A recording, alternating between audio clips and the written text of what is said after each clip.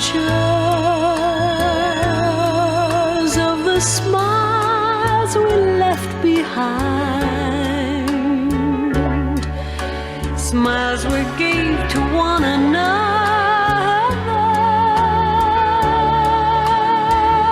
for the way we were.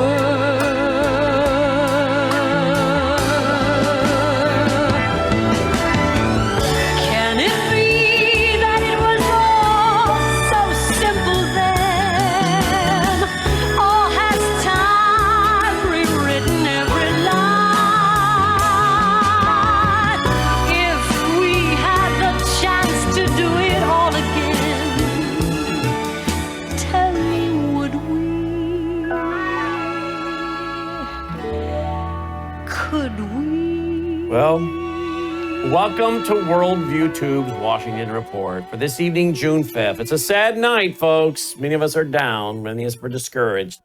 The power couple, the bromance, it's on the rocks. But we can certainly look back and remember how it used to be.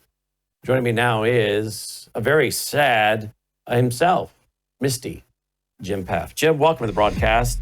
How you doing tonight, my friend? This is very heavy. I know. I need my box of tissues. It's very tough what we're going through.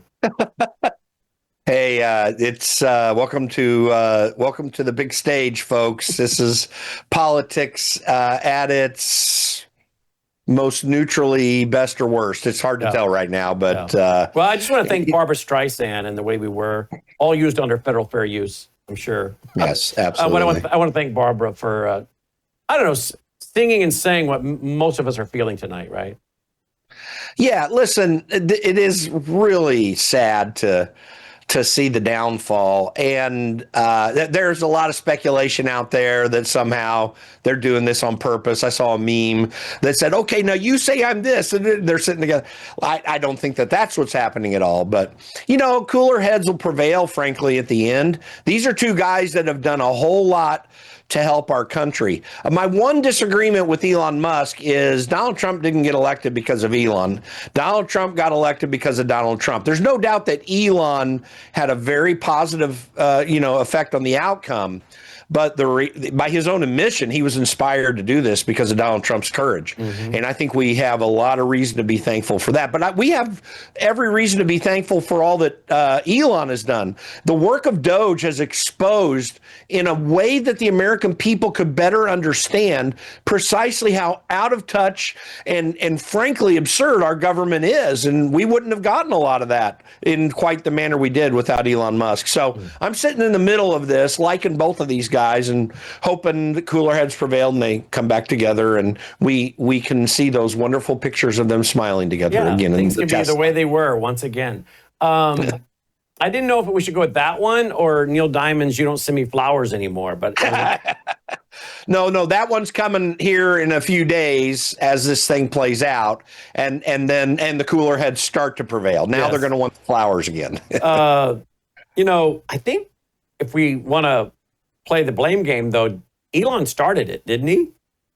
I think, if we're fair about it, he did. But what's interesting and the way he started it was, bashing on the reconciliation bill. The BBB. Yeah, the BBB, the big, beautiful bill. And I have to tell you, between Donald Trump and Elon Musk, I'm a bit more on Elon's side on his frustration with it. But there's some unreality in Elon's mind to the extent that this system is so broken. To be candid, my beef tonight is not with either of these guys. It's with Congress. As I've said many times on this broadcast, the weak part of the Trump agenda is Republicans in Congress. They had an historic opportunity to radically cut government spending. They could easily have cut $1.5 trillion to $2 trillion through the big beautiful bill, as well as done the tax cuts. But no, they get all quirky and concerned about what the CBO says, the Congressional Budget Office, and the Congressional Budget Office is wrong every single time on every one of their projections. They're almost never right, and so that's the political problem here. On one side, the extension and permanent extension of the Trump tax cuts and the addition of what are fairly modest in dollar terms, but huge for people, the no tax on overtime, no tax on tips. All of that is going to benefit the economy in ways that CBO doesn't project. But on the other side, we do have a spending problem. It does need to change. We've got to change the curve on that. And Elon's right about that. But we still, if we do massive rescission packages, which are still coming and only require a majority vote in both houses, if we do a lot of those, then we've got a win-win. And if Trump is willing to do that with the help of Rust Vote and Office of Management of Budget, man, this thing's going to come all back around over a few weeks or months, and we can all be happy again. Mm-hmm. Here's what got put out by President Trump today. Elon was wearing thin. I asked him to leave. I took away his EV mandate that forced everyone to buy electric cars that nobody else wanted. That he knew for months I was going to do. And he just went crazy. But now, what else is, let's see, do I have another one, Logan? I have another one? Let's see. Yeah, here we go. The easiest way to save money in our budget, billions and billions of dollars, is to terminate Elon's governmental subsidies and contracts. I was always surprised that Biden didn't do it. Well, that's true because, you know, he gets a lot of government money with all these contracts for SpaceX. So I was always kind of shocked, too, that Biden didn't cut all that, particularly when he threw in with President Trump. But Elon, Logan, do we have any responses from Elon we could show? Oh, we have a bunch? He was going at it, was he? Is he calling for President Trump to be impeached now? Oh, wow. Yeah, that there was, well, he retweeted somebody mentioning, and it was actually Ian Miles Chong. He retweeted something that Ian said about Elon should be the winner and then impeach him and make J.D. Vance president. That's really way over the top. And by the way, Donald Trump's negotiating with Elon right now. I still think this is one of the reasons I think he likes him a lot. When he talks about the government contract saying, I don't think Donald Trump has any intention of pulling out. I mean, he always will back up his threats if he has to, but I don't think that's his initial desire is to cut those contracts. I think he's trying to settle Elon down or at least put him in his place a little bit by saying, listen, you get a lot from us. But what Elon does with, especially with SpaceX and how that relates to what's going on at NASA, it's so superior. No one is anywhere close. And I just don't see that going away. Well, but he's going to throw it out there. But Elon's already responded by saying we're going to decommission some program dealing with the International Space Station. Yeah. Yeah, well, no, they're negotiating back and forth in public. That's what's happening. That's why I say I kind of think cooler heads will prevail because all of this that they're bantering back and forth on are win-win things. I mean, there's a chance it could all just fall apart permanently. I don't know that ultimately that I see that happening. I think they're going to come back together eventually. That's my hope. Are we living in a big, gigantic reality TV show, Jim? In a way, I think that this is close to that. Yeah, I mean, it may be all that. But here's the thing. Donald Trump and Elon Musk are obviously significant players on the scene right now in terms of where this country's going and the things that we're doing and need to do to make the country better. In that sense, they're both people that we want strongly on stage. But ultimately, this country is going to move forward. It's going to proceed in a positive way because of what we do as citizens at the end of the day. That's where the strength is. And both of them will be somewhat off the stage or in different parts of the stage as time goes on. We, the American people, are going to be voting every 2 years. Well, I've said it on several shows today, and I'm going to say it again. My concern is that for those of people that don't, do broadcasts every day, don't track politics every day, haven't dealt with this day in and day out, don't understand how, sometimes, these things happen and yet then people get along and they make up and life goes on. It's politics, right? I mean, people say the most horrible things about each other and they end up in the administration. I mean, Marco Rubio had a lot of nasty things said about little Marco, and Marco said nasty things, and those two guys now work together and sit next to each other in the cabinet room and seem like they're making a great team. I mean, this is just kind of the way it goes. But for the average American who doesn't run in this or monitor this like you and I do, My concern is, as you just said, we need people involved. We need people voting. We need them involved. My concern is this demoralizes people and causes more and more people to say, you know what, I'm just done with the whole thing. And we don't need people checking out, getting frustrated, thinking, they're all acting like, kids, we don't need that. We need people acting statesmanlike, presidential. We need Elon being thankful. He's not from here. He's profited. He's made a lot of money on our country. I mean, both of them have responsibilities here and both have a lot to be thankful for individually and collectively. And I just don't want to see the average American, because I guarantee you, if you went on the street tonight, there are going to be a lot of Americans that are like, I'm sick of all of it. I'm sick of all of it. And we don't need people, particularly with midterms coming up, thinking, forget it. Yeah. We need them involved. I'm going to tell you what they actually do need to think as they're watching this happen. Like, this is the shiny object away from the most serious issue we have, and that's Congress. Congress is the origin of this thing blowing up the way it does. Because they didn't come in and cut, which wouldn't have started Elon attacking the BBB. Yeah. I mean, even if they had actually done some serious cuts that didn't go as far as Elon would like to go, this wouldn't be happening right now. But they've been trying to drive a wedge between Trump and Elon from day one. Was this planned? Absolutely. Was this planned? Well, how planned it was, I don't know, but because the whole of Congress is filled with people who would love to see that wedge get between them because they don't want to cut spending, and that's Republicans and Democrats, by the way.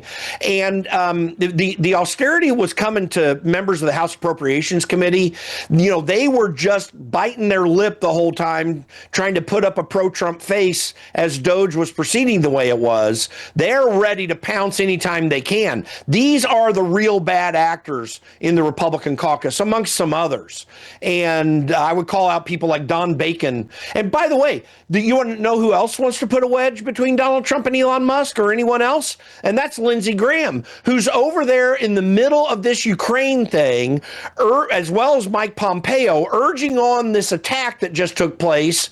And General Flynn came out with something very interesting here. He mentioned the fact that our missile agreements, our armament agreements with Russia are such that we keep those planes out in the open. We don't hide them. And they broke everything related to that, Ukraine did. And there are CIA actors on the ground in Ukraine that urge this thing to happen. And they've been planning it for more than the 18 months that they said. So, yes, there are those who want to put a wedge between Trump and Musk because it helps them maintain the bull crap that they've been doing. So I just want anyone listening to me to recognize this. Go ahead. You're going to have some criticism one way or another between Trump and Musk. I just don't have a whole lot, a little bit. And I think Elon actually has gone a little bit too far in this. But the reality is that this is a shiny object for many members of Congress who do not want to happen what is happening under the Donald Trump administration. And Donald Trump's going to keep pushing that agenda, and I'm confident in that. But when 2026 comes around, it's time to kick the bastards out. Kick the bastards out. That's our problem, is these guys. It's not Trump and Musk, ultimately. Let's go to a clip by Donald Trump. Here we go, Logan. Let's play this. Here we go. Loyal to people. And maybe I'm loyal to a fault, but I'm so loyal to people that when somebody's slightly disloyal to me, I look upon it as a great act of horror. And how are you different than you were 3 or 4 years ago? Well, I used to say, and in fact, I think I said in my first book that, and maybe this was foolish, but I really meant it, that someday I'd like to maybe lose everything for a period of time to see who's loyal and who's not loyal. And frankly, I found out a lot of things. Did you find out who's loyal and not loyal? I tell you what, and you can't guess it. You can't predict it. You think certain people would be loyal no matter what. And it turns out that they're not. And you just can't predict it. It's very difficult. And I think I would have treated people differently. I think that, some of the people that were most loyal to me are people that I didn't think would be. Some of the people that were least loyal to me are people I think I would have treated them differently. I think I would have treated different groups differently. I would have wiped the floor with the guys that weren't loyal, which I will now do, which is great. I love getting even with people. But I will. You love getting even. Oh, absolutely. You don't believe in the I said, yeah, you do. No. I know you well enough. I think you do. But anyway, But tell me, I mean, you're going to get even with some people. yeah, I know, if given the opportunity, I will get even with some people that are disloyal to me. Even though you didn't endorse me. I forgot. All right. There you go. All right, By the way, every cameo behind what he was saying there is of people who are some of the most disloyal, disruptive, outrageous, absurd people who have ever served in government. We need to understand that Congress really is ultimately the problem. Donald Trump's the answer right now, and he's doing a fantastic job changing things around. And kudos to Marco Rubio, who I wouldn't have quite thrown into that basket of characters, but he's really taken on the Trump agenda in a way that I'm very pleased with and is very exciting. I listen, Donald Trump's approach there is actually a very, very good one. One concern I have with Elon Musk's tax today is he brought up the Epstein files. And I'm going to tell you this. I want to make this very, very clear. Obviously, anyone can point to certain aspects of Donald Trump's lifestyle and have a negative related to some moral areas, you know, the multiple marriages, and he was a bit of a playboy. But I'm going to tell you this. If you're going to bring up the Epstein files, Donald Trump did not play that game. He may have known Jeffrey Epstein. A lot of people knew him and didn't know what he was about. Donald Trump acted on that insane person when it became clear exactly what he was trying to do. He kicked him out of Mar-a-Lago, right? Yeah, and it's to his credit.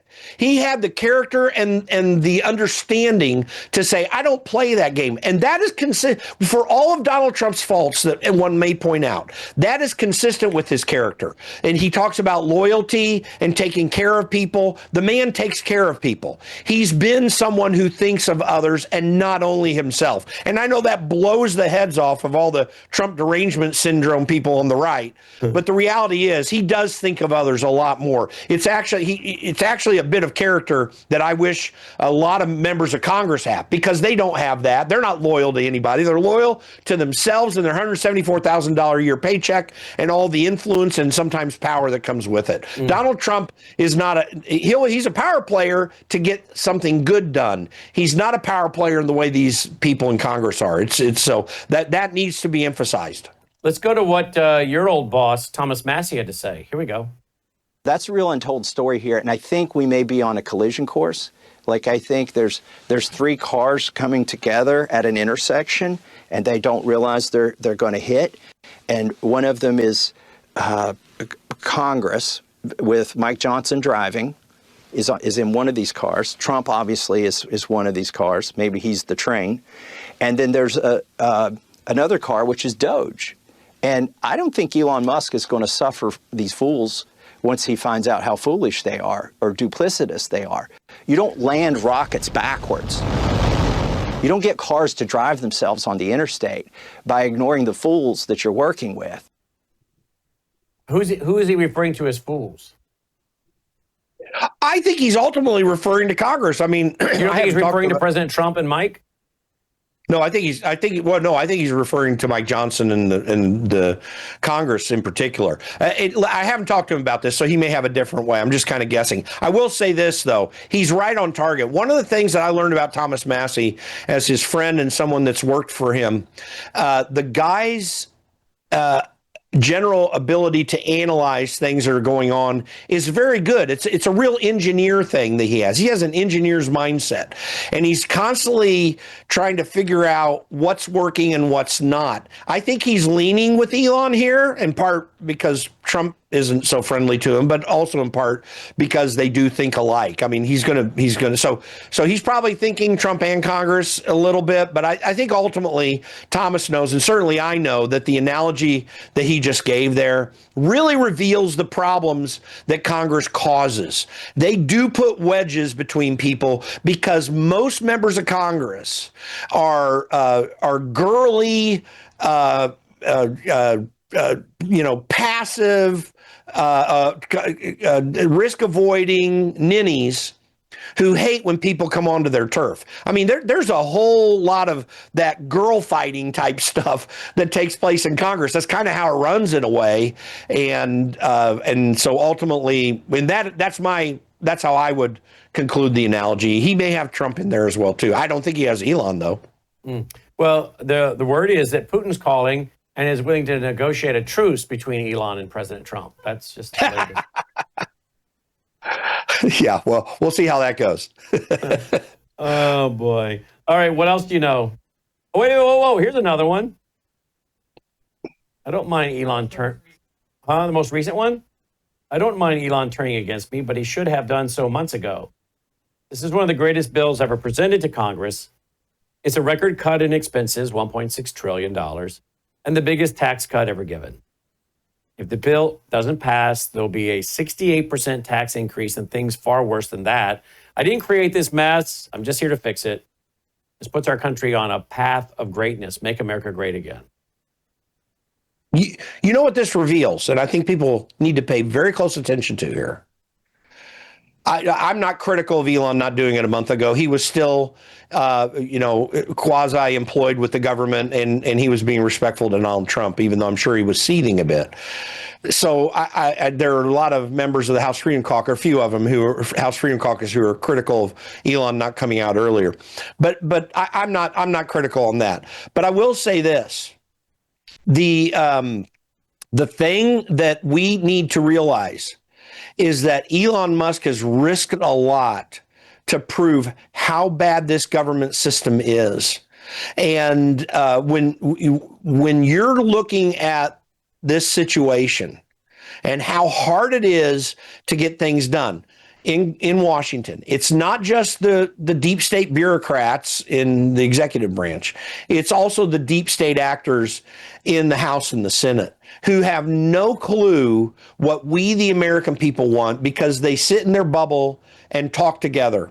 They make one another think certain things. And then in the case of Republicans, they spend more time worried about what Democrats say to them than really figuring out what the American people want them to do. We've seen these movements come up organically in the populace. The Tea Party movement was one of them. I believe that the 2024 election was part of that. I think Trump's election in 2016 to a certain degree as well. But 2024, with all that was on the line, that was the American people saying exactly what we want. If these idiot Republicans in Congress would just decide we're going to go all the way with this, Donald Trump would sign that bill. Donald Trump's showing right there he'd sign the bill. You know what the challenge that he has that may have caused part of the impasse between he and Elon is that Donald Trump does want to do more. He'd sign any bill that Congress gave him. But he also knows that he's got to negotiate with these people and gather up votes. And that is the one area that Elon doesn't have a lot of experience in. It's really, really tough. But the only way to move those votes outside of how these people in Congress talk to one another in their bubble is to put outside pressure they cannot stand. I'll give you an example. I was working for Congressman Tim Huelskamp, former congressman from Kansas. The elimination of the Bush tax cuts was coming, and John Boehner put up what was called Plan B. And Plan B was, listen, we're going to keep the Bush tax cuts, and I've worked this out with Obama, and we're going to raise taxes on the wealthiest people, which was absurd. It would have made the Republicans the tax-raising party by voting for that. So Tim we went over and met with a bunch of the leaders of conservative organizations. We ended up having a press conference on the Triangle right in front of Capitol Hill. Those organizations, and this includes people like Brent Bozell, Heritage Action, even Salem Radio Network, they all said, we're not going to have it. They got the word out to everybody. The pressure came, and while we were doing that press conference, the bill was pulled from the floor. It was about to be voted on. And Boehner pulled it from the floor because all of his support went away immediately. That's the kind of thing you have to do. You have to have that kind of pressure. And so, we got to recognize Trump would do the right thing. He's dealing with cats here. He's trying to herd cats. Yeah, he is. Let's see. Trump on Elon. I thought he said something today. sitting in the chair in front of the fireplace. Did he not say something verbally on this? He did. It's there. Has anyone got that clip? I think I have it. Yep, here we go. I just found it. Here we go. Here's President Trump on Elon. Here we go. But I'm very disappointed because Elon knew the inner workings of this bill better than almost anybody sitting here, better than you people. He knew everything about it. He had no problem with it. All of a sudden he had a problem, and he only developed the problem when he found out that we're going to have to cut the EV mandate, because that's billions and billions of dollars, and it really is unfair. We want to have cars of all types. Electric, we want to have electric, but we want to have a gasoline, combustion. We want to have different. We want to have hybrids. We want to have all. We want to be able to sell everything. And when that was cut, and Congress wanted to cut it, he became a little bit different, and I can understand that. But he knew every aspect of this bill. He knew it better than almost anybody, and he never had a problem until right after he left. And if you saw the statements he made about me, which I'm sure you can get very easily, it's very fresh on tape. He said the most beautiful things about me. And he hasn't said bad about me personally, but I'm sure that'll be next. But I'm very disappointed in Elon. I've helped Elon a lot. Well, that must have been before the... It was before the blow up. Yeah. And by the way, it's consistent with that last tweet of his that you showed. That was an olive branch from Donald Trump. Listen, he is not going to let someone overtake him in an argument, right? That's why he comes out and says, yeah, I was going to get rid of him, and he was attention and the blah, blah, blah, blah, blah. But the reality is, he also, this is where Donald Trump really has a high degree of brilliance. He understands that this thing can be fixed, and he threw an olive branch out there showing that he would definitely sign a bill that has more cuts on it. And he's kind of letting Elon know, you didn't understand what I've been working with. And I'm not going to tell you what I'm working with, because it's not my job to make everybody aware of how I'm negotiating these things. I'm just going to do it. I love that about Donald Trump. So listen, better heads prevail, I think. And these guys are both smart, and Elon had some stuff to learn, and he's going to learn it. And hopefully this comes to a good result. Steve Bannon calls on Trump to deport Elon Musk. Quote, strong belief that he is an illegal alien, end quote. Well, I'm glad he added the word in there, illegal, because at first he thought he was an alien. Like, oh no. Steve doesn't believe he's an alien, does he? No, he's an illegal alien. He says he says he might believe that he's an illegal alien. I kind of doubt he's an illegal alien, don't you? No, he did not come here illegally. He came legally. Steve Bannon is doing the loyalty at any cost thing, and which I will never do with anyone myself either. I'm very thankful for Donald Trump. I have a lot of positive to say about the guy, but I'm not going to go to that extent. That's just really stupid, honestly. I just don't understand what Steve is doing. And can I tell you what I think he is? There. I think he's getting he's getting into the news cycles. What he's doing. Yeah, that's exactly right. He's getting in the news cycle. He said they should initiate a formal investigation of his immigration status, because I'm of the strong belief that he is an illegal alien and he should be deported from the country immediately. End quote. And he's been rabid also on the H-1B program. We got breaking news. Go to this. Here we go. Elon. This is Elon's all dad. Laughed their heads off. They said, "No, he's a con man. He's a thief. He's a crook. He's this. He's that." And they all, Trump's derangement syndrome. They left me sitting there, and then after that, they all we had actually sequestered a whole block for that thing, and they all went off to their private vans and stuff to go back to their hotels and stuff. And then Elon and Kimmel came and came down on me, how could I be so stupid? Couldn't you say, I don't know, don't you realize how you embarrassed us? Trump is evil. They were saying that, yeah. Yes, they were saying that. And Elon was saying that, and he's evil, and you're also evil to support him. How has it gone so much full circle? What's his journey since then? They experienced the Biden presidency. And when they experienced the Biden presidency, they realized that this group of people were out to destroy everything of value in the United States, including their own businesses. Well, that's an older clip, I'm sure, but it sounds like Elon was not a fan of Donald Trump, his own father said. And then when he realized how bad things could be under Biden, he was like, yeah, maybe I'll go with President Trump. Well, a lot of Silicon Valley has come to that conclusion. Just look at all the guys in the all-in pod. David Sachs has always been a Republican, but, you know, all the other three guys, Chamath Palihapitiya and David Freeberg and Jason Calacanis, these are guys that have been much more positive about Trump, and they do represent a lot of that Democrat Silicon Valley way of thinking, and they did figure out, because they're good businessmen. I mean, I don't like some of the things that have been happening in the past, but they're smart business people, and they understood, and Elon did too. I mean, it took time, but what Biden made it clear. Go ahead. Yep, that's it. Take care, guys.